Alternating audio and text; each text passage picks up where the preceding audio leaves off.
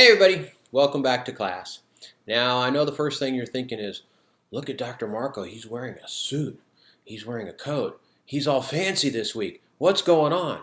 Well, I figured since we're talking about ethics officers and corporate compliance and all this stuff, maybe I'd dress up a little bit so maybe you'd take it a little more seriously. No, I'm just kidding. I'm on my way to a meeting, but I thought I'd look good for y'all. Anyhow, this week we're going to shift gears just a little bit. We're going to shift gears a little bit and talk about ethics, compliance, and legal issues. Now, last week, if you recall, we talked about culture and the importance of values and modeling and role modeling and all those kinds of things. And some of you might have been thinking, well, that's a little soft and squishy. You know, how do we really make sure that people are in compliance and are acting ethically? Well, for those of you that have been waiting, here it is. We're going to talk about compliance and legal issues. We're going to talk about the sentencing guidelines and what happens to these corporations that run afoul and commit serious ethical infractions and even illegal ethical issues, right? So we're going to talk about those sorts of things. We're going to talk about the ethics, as I mentioned, the ethics office and the ethics officer, two key components in this whole idea of structuring for ethical compliance. We're going to talk about communication. We're going to talk about the difference between a compliance culture and a values culture, and why is it important to think about those two dimensions when you're structuring for ethics in your organization. So stay tuned, hang on, we're going to go pretty fast here. If you haven't already read Chapter 6, I encourage you to do that now. This will make a lot more sense. All right, so bless you guys. We'll see you on the back end. This week's lecture will be taken from Chapter 6 of Trevino and Nelson's book. The chapter is on managing ethics and legal compliance. The overview of the main topics include structuring ethics management, communicating ethics, using the reward system to reinforce the ethics message, evaluating the ethics program, values or compliance approaches, globalizing an ethics program, and of course a conclusion. So, as I mentioned in the introduction, this chapter really gets into the nuts and bolts and the sorts of things you need to think about on the big picture if you are in charge of overseeing an organization's ethical program. Here are the types of things that you need to be aware of. So last week we talked about culture. This week we're talking more about the structure and the formalization. Now, one thing that has become pretty common is to have a corporate ethics office. And this is a centralized place that is responsible for all of the ethics, activity, communication, management, compliance, all those sorts of things. Because we know if there's not a place, if there's not a specific location, and moreover a specific person and a staff to handle these things, then it can get handed off, and it could start off small. It could be part of somebody's job, but eventually this needs to become its own office. And so office, we don't mean a place where the person sits, but it's a designated role. It's on the organizational chart. It has a upline and a downline of who it reports to, and it gets staffed and budgeted for and all those sorts of things. Now, the next question is then, who runs the ethics office? And this would be the ethics officer. And as you probably found out from the textbook, that really the role of the corporate ethics officer has become one of the fastest growing roles in corporate America in light of past offenses by corporations. And so a lot of big organizations now find it necessary to find somebody who oversees all of their ethics management and compliance issues. So one of the questions becomes, well, how do we find this person? And there's kind of a couple variables here, right? Whether we find an insider or an outsider. An insider is typically considered a little better call, more popular, because they have knowledge of the culture and because they have trust. And this is the kind of role where you need to have trust, and it's hard to establish trust if you bring an outsider in and say, hey, this guy's going to be in charge of ethics. All of a sudden now it's like everybody looks at this person suspect, right? All right, he's the cop, or he's the tattletale, or whatever it is. And so if you have a respected insider now, then I think people, the thinking is that people would trust him and give credence to him or her input and advice on this whole matter. Now, another question has to do with what their background should be. And I think it appears that having a legal background is one of the best requirements for this. And because there is so much overview or overlap between ethics and the law in a lot of organizations. And let's face it, what a lot of these offices are trying to do in corporations is mitigate against offenses that could be actionable, right? So to have a lawyer is one of the ways that, because lawyers have a very exacting way of thinking about things, they know the law ostensibly.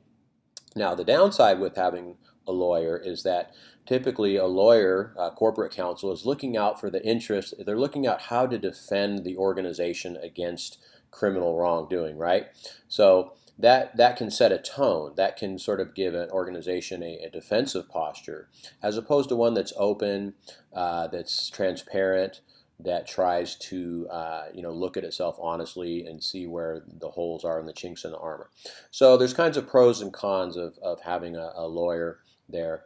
But regardless, I would say this is, for those of you that have this topic has sparked some interest in you, and you say, yeah, I really like this whole idea of ethics and ethics management. This is a great field to go into. And so however you get there, there's organizations that specialize in this, and I'll be explaining some of those in our posts. But this is a great field, and a great career opportunity for you is to work as an ethics officer. The next thing to consider is having an ethics infrastructure. And this really is sort of the overview. How do we manage, how do we structure our ethics, from the staffing of the office to who's in charge of what, to our policies, to our communication, to the way that our top corporate officers communicate and work with us, right? And put a little footnote here. One of the common themes too, as well, for this ethics officer to be valuable and really effective. All right, that's a key term, is for the ethics officer and the office. And implied is all the ethics activities to be effective, is that person needs to have a top level position. Now, whether it's an executive, but somebody who has access to executive leadership. So if you try, for example, what would be the opposite? Well, maybe you make it a part of HR, and this person reports to the HR manager, who then reports to a manager or maybe an executive, right? It's not going to be as effective, because this person needs to have that sort of top line exposure, needs to be able to speak into leadership at a very high level. All right. Another idea here is the corporate ethics committee, and I imagine that this would be chaired by the ethics officer, or again, somebody at a very high level, and would have representation from different areas of the organization. But having a larger purview in speaking into this, I think, is the idea here, is that we have a standing committee that they report. Perhaps they even report to the board. A lot of committees report to boards, or at least to a senior executive in the organization. All right, so the U.S. sentencing guidelines. Now, this really was an impetus for a lot of this formalizing of the ethics office and ethics officer and all that, because once upon a time, there was very loose rulings for how organizations would be dealt with. Typically, back in the 80s, when people were at fault, they went after individual executives. And so perhaps there was some insider trading or something like that. Well, that particular individual would be culpable, right, outside of the organization. Well, what happened with the 1991 sentencing guidelines is that now the organization itself is responsible, and moreover, corporate boards, board of directors, you can tell it's early here, the board of directors are also responsible for the actions. So that kind of puts a whole different tone on it now. So if an organization knows that it is responsible, and not just an executive. So in the past, you could say, well, if an executive does something stupid, it's his fault. Well, now if an executive does something stupid, it can reflect upon the whole organization. And so it applies to all companies and can be triggered by the activities of one of its employees. It gives judges latitude to impose additional fines. And you look at the back of the textbook, Table 6A and forward, it shows how some of these fines are triggered.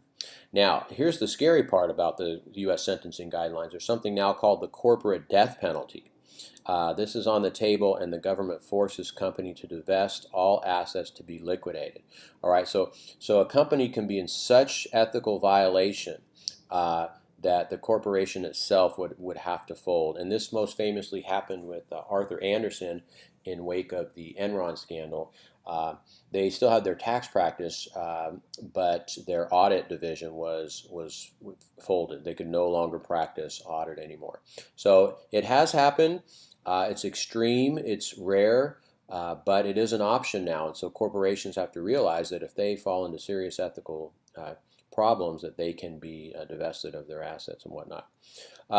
Footnote here, it doesn't apply to EEO issues, and this is kind of some of your more bread and butter issues like discrimination, sexual harassment. They have their own penalties for that, okay? So that's a separate concern. So here's some of the guidelines by which the U.S. sentencing guidelines commit organizations to. They must self-report wrongdoing. They must cooperate with any investigation, and they must have an effective compliance program in place. And again, there's that term effective. Now, does it mean that an organization will never have an ethical infraction, that they'll never have somebody who does anything wrong? No, it doesn't. That would be an impossibility, and I don't think anybody would hold an organization to those standards. But the rule is that they need to have an effective compliance program in place, all right? And here are some of the hallmarks of what would be considered an effective compliance program.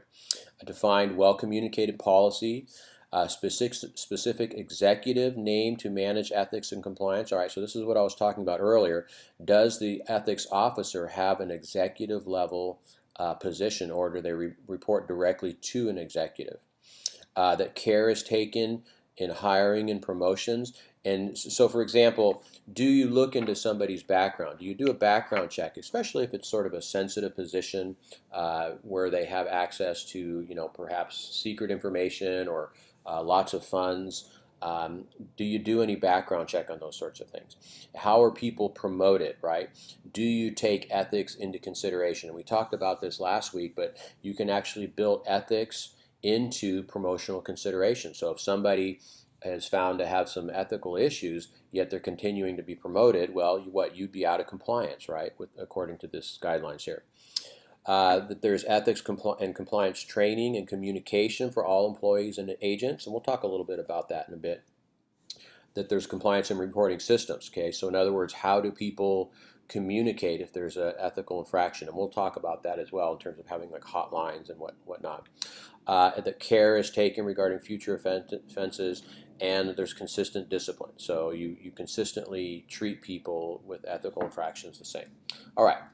Now, let's talk a little bit about communicating ethics. Now, we know that communication is an important part of organizations. In our OB class, we talked about communications. We talked about formal and informal. We talked about the grapevine and all those sorts of things.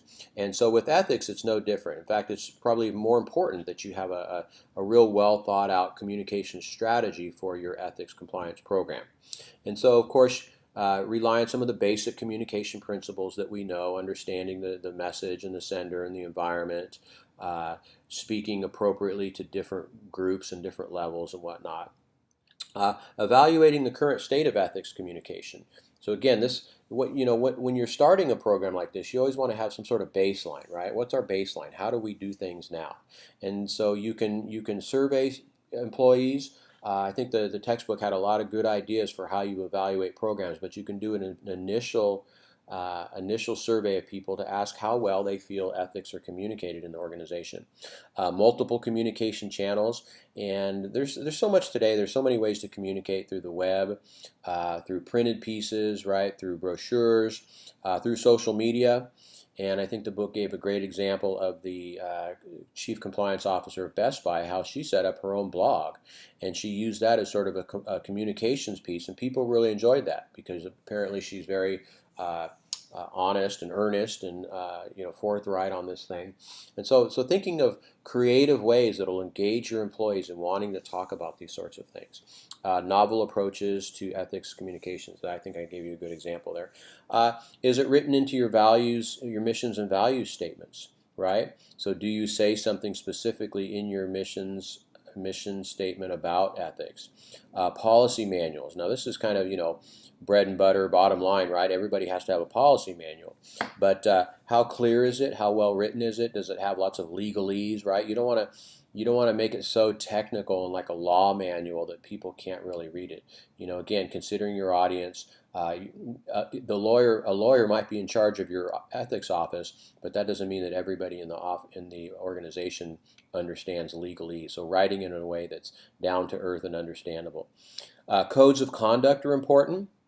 And I think the book rightly pointed out that codes of conduct, they're good, but they're not a substitute for policy manual in a larger program, right? So you probably have some sort of code of conduct in your organization. It's fairly straightforward, right, to come up with one of those, and it's important to have, but it's not a substitute for a program. Communicating senior management commitment to ethics, and this is good. This is again where your senior management, your CEO, and etc. Regularly make statements that affirm the organization's commitment to ethics and ethical stands, how they will deal with ethical issues, right? So if there's a big ethical issue that impacts people, executives need to come out and state their case and explain their position. So again, this kind of gets back to that moral manager thing, right? If somebody's a moral person, but they don't come out and clearly articulate their views on things, they're not necessarily a moral manager, and it's what's called that neutral or silent leadership, and that's actually ineffective. That's ineffective as an ethical leadership style, to not say anything. So it's important for senior level management to be visible and to speak about ethical issues. Training programs are important at the front end and in the interim, to have them periodically. When you train new people, right, are they exposed to the company's stance on ethics? Training existing employees, right? So do you have ongoing training for ethics? And again, this doesn't always have to be a formal kind of thing. I think sometimes, we think of corporate ongoing training as off-sites, or everybody gets together for a day and meets in a meeting room.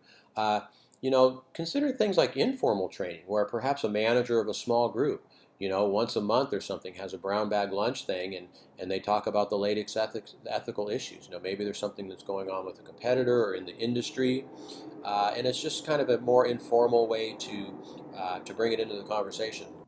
So we know there can be cynicism about big corporate meetings, but if it's done at a real local level by a manager, a supervisor that everybody knows and trusts, and it's done around issues that are relevant and timely, that can be a very effective strategy for ongoing training of existing employees. And then the formal reporting system, and I talked a little bit about this before, but you need to have some way for people to report infractions. So if they see something going on, so we talked previously about a whistleblower, and that was sort of like, the nuclear option, right? It's like, all right, I'm going to pull down the whole company here by going public. I'm going to go to the New York Times. Well, this is a way for people to share concerns, ongoing concerns, before it has to reach that level. And it might not even be, necessarily infractions or things that I saw. The book talks about you don't want it to be a tattletale line, because people can use it. I'm going to get back at you. I'm going to call the ethics office. I'm going to tell the ethics officer on you because you do this. But so a lot of people call just to clarify, and they're not sure, and they have questions, and say, well, here's the issue, and here's what I was thinking about doing. What do you think? Is this the right approach? So just to help people, to give people a way where they know there's a place where they can call and ask questions and get some honest, candid feedback. All right, enough said about that. Now, when it comes to communicating, it's always important to know your audience. And the book discusses these three categories of people here: the good soldier, the loose cannon, and the grenades. The good soldiers are the people that know the rules, that follow the rules. They have a good internal compass. When you're communicating with them, they need encouragement and reinforcement. Then there's the loose cannons. They have a good compass, but they don't know the rules, right? So they need some training and heightened supervision. And then there's the grenades. These are people that have no compass. They might have a personal agenda. They may or may not know the rules. And so they need to see senior management set an example, and there needs to be swift discipline on these folks, right? So they can't be allowed to be the norm or to get away with action that other people would see and say, oh, okay, well, these people do it and they get away with it, so I guess we can do it, right? That's part of the informal communications, and we don't want to let grenades rule that kind of approach. Now, the next issue in this whole area is compliance versus value-based approaches. Now, another way to look at this is sort of the carrot and the stick, right? You guys are familiar with that analogy. Is do we want to encourage people to do the right thing through a values-based approach, or do we want to punish them with the stick when they disobey, when they fall outside of the policy and the code? So this is an important distinction. This is an important issue to wrestle with. How are you going to approach this? And so let's just kind of quickly go over these here. A compliance-based system would be rooted in laws and regulation, would be reactive, limited senior management involvement, obvious penalties, signatures required, right? So everybody has to sign something. This might be called, CYA, cover your backside, right? As opposed to a value-based approach, which is rooted in culture and driven by values, is proactive and aspirational. It's commitment from senior management, and it's aligned with performance measurements. In a compliance-based approach, employees are more likely to think the company is protecting itself, to seek outside advice, and to be cynical. They're less likely to report bad news and to be committed. In a values-based approach, employees are more likely to seek advice, to be willing to report, to be committed, to support decisions, and be aware of ethical and legal issues, and bottom line, less likely to be unethical. All right, so I think the consensus here is that a values-based approach is superior. Now, that doesn't mean you can't have compliance, right? Obviously, you need some level of compliance, but you can't just count on that, right? So if the organization, if the members just see the ethics program as things they can't do, right, and regulations and covering their butt, then it's not going to be as effective. And so you really want to have more of a cultures, values-based approach that's modeled by senior leadership, where it's genuinely rewarded and celebrated and those sorts of things. That is going to be a much more effective approach. So anyhow, that's it for this week. Thanks for listening. All right, well, I hope you found that interesting and informative and insightful and elucidating and all these other fancy verbs. In our discussion this week, you'll have the opportunity to apply some of these ideas to your own context and situation. So you'll have several choices in there which will allow you to think about some of these ideas and apply them in your own context and think about them a little more deeply and get a little more specific in some of those things. So I hope this was helpful. Again, this really is kind of high-level thinking. Some of you may not, be in organizations that are quite big enough to have a corporate ethics officer or ethics office, but you might be someday. And I think a lot of the ideas that we glean from this week's lesson can be applied at any level. So don't discount to say, well, I'm not in a Fortune 100 company. We don't have a corporate ethics officer. I don't need to pay any attention to this stuff. I really believe that all of us, no matter how big or small our organizations are, can benefit from thinking about and understanding a lot of these different issues. Just the whole compliance versus value-based issue, that's huge. Or having an ethics committee, or thinking about how we can teach for ethics, how we can use common current issues, right, in informal training, how we can play games, how we can do case studies, right? These are all great things that you can use in your organization to help kind of bring about a culture of ethical awareness and moreover good ethics and strong ethics and really a values-driven type of organization. And again, as Christians, I believe it's important for us to bring a values-based perspective to our leadership and management. So you don't come in with the Bible and say, all right, everybody, let's read the Ten Commandments today and let's make sure that we all comply with these things, right?